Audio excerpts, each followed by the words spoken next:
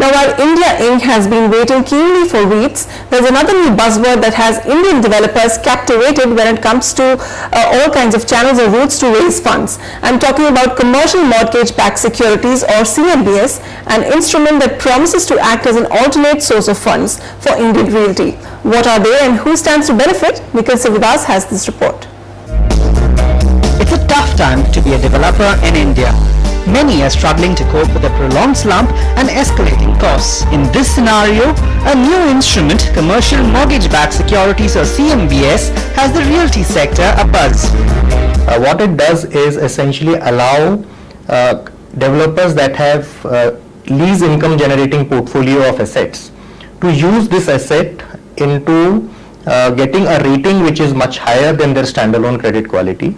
What it does is that it allows therefore them to access the corporate bond market. Realty firms DLF and K. Raheja Group have been among the first to take the CMBS route.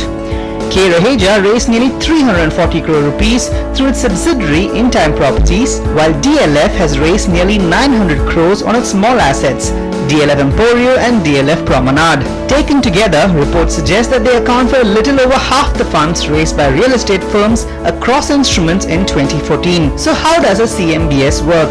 Here, developers issue non-convertible debentures on a commercial asset to investors in exchange for funds. The interest on the amount is paid off using the lease rentals from the asset, and the principal is paid off in a lump sum or a bullet repayment at the end of the CMBS tenure. It gives long-term, debt capital to the developers who have completed the projects, and they are able to securitize their rentals and then look at developing new projects as they go forward. Another factor contributing to increased developer interest in CMBS is the uncertainty over REITs.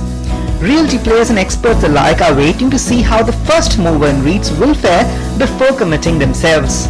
From an investor standpoint or from a developer standpoint, I think today, because there is no clarity and CMBS has already been issued and it has been fairly successful, which gives avenue, and that is why I think it will go ahead, and only time will say what the final REIT outcome is. Experts believe players with large commercial assets will be looking at this with interest, while DLF has already indicated that they will be going in for further CMBS issuances. Developers like Hiranandani, South-based developers like Prestige, developers like a Phoenix, developers like Runwals who have large mall properties, they can also benefit.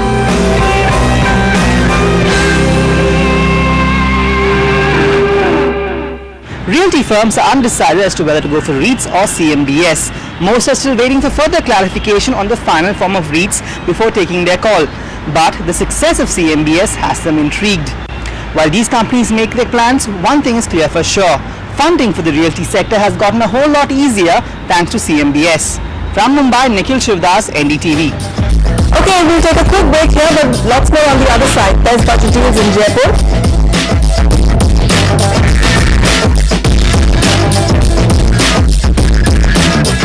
And high-end homes in Gurgaon in under 2 crores.